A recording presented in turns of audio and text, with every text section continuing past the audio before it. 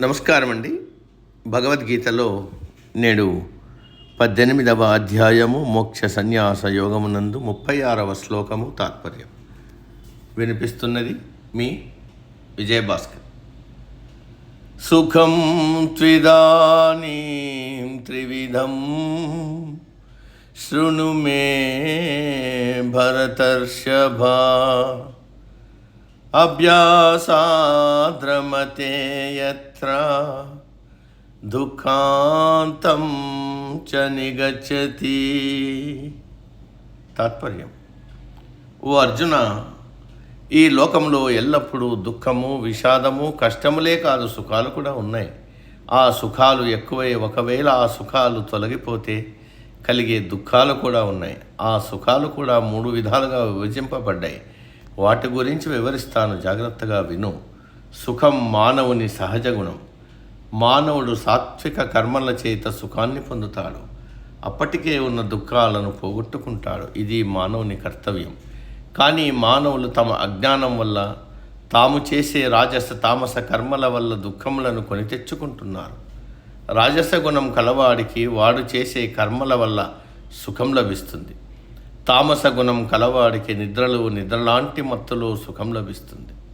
కాబట్టి మానవులు అనుభవించే సుఖం ఎలా వస్తుందంటే వాళ్ళు చేసే పనుల వల్ల వస్తుంది. అందుకే మానవులందరూ నేను సుఖంగా ఉన్నాననే భావన ఎల్లప్పుడూ కలిగి ఉండాలి. దీనిని సానుకూల దృక్పథం అని అంటారు. దానికి అవసరమయ్యేది ఆధ్యాత్మ విద్య. దానిని అభ్యాసం చేస్తే నిరంతరం సుఖం కలుగుతుంది. సుఖాలను పొందడం, దుఃఖాలను పోగొట్టుకోవడం మన చేతిలో ఉంది.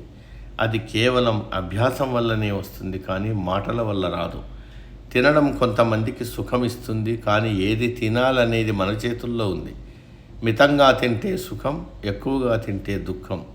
నీరు తాగితే దాహం తీరి సుఖం ఇస్తుంది, కానీ తాగకూడనివి తాగితే దాహం ఎక్కువ అవుతుంది, మత్తు వస్తుంది. ఇంకా ఎక్కువ తాగితే కక్కేస్తారు, తరువాత అనారోగ్యం కలుగుతుంది. కాబట్టి ఇవన్నీ మన అలవాట్లు.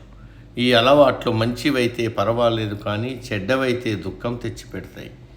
ఒకే వస్తువు, ఒకే పరిస్థితి ఒకడికి సుఖం కలిగిస్తే మరొకడికి దుఃఖం కలిగిస్తుంది.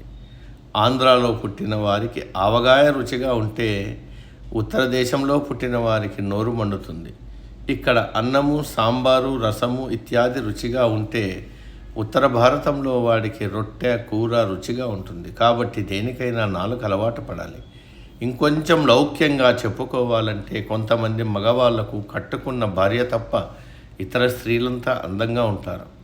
ఒకడు ఒక కారు అమ్ముతుంటే ఆనందం, అదే కారును కొనుక్కున్న వాడికి ఆనందం. అమ్మిన వాడికి ఆ కారు రేటు పెరిగితే దుఃఖం, కొనేవాడికి అదే కారు ఇంకా తక్కువకి వస్తుందంటే దుఃఖం.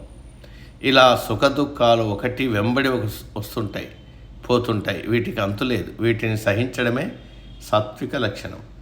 పరమాత్మ ఇక్కడ ఒక పదం వాడారు, దుఃఖాంతం చ నిగచ్చతి. ఎవడు ఏ పని చేసినా సుఖపడటానికే చేస్తాడు, కానీ దుఃఖపడటానికి చెయ్యడు. పైగా ఉన్న దుఃఖాలను పోగొట్టుకోవడానికి ప్రయాసపడతాడు. అంటే దుఃఖం అంతమైతే సుఖం దానంతట అదే వస్తుంది. అది మానవ సహజం. కానీ తన అవివేకం వల్ల ఉన్న సుఖాలు రాకపోగా కొత్త దుఃఖాలు వచ్చి పడుతున్నాయి. ఒక్కోసారి ఈ దుఃఖాలకు అంతం లేదా అనిపిస్తుంది. ఇప్పుడు మనం కొన్ని ప్రశ్నలు వేసుకోవాలి. దుఃఖానికి అంతం ఎప్పుడు? దుఃఖం లేని చోటు ఎక్కడ ఉంది? దుఃఖములు ఎక్కడ అంతమవుతాయి? శాశ్వత సుఖం ఎక్కడ దొరుకుతుంది? శాశ్వత సుఖం ఏమి చేస్తే లభిస్తుంది?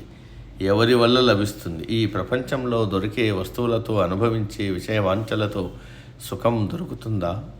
ఈ ప్రశ్నలన్నిటికీ ఒకటే జవాబు: సుఖము, దుఃఖము ఎక్కడో లేవు, మనలోనే ఉన్నాయి.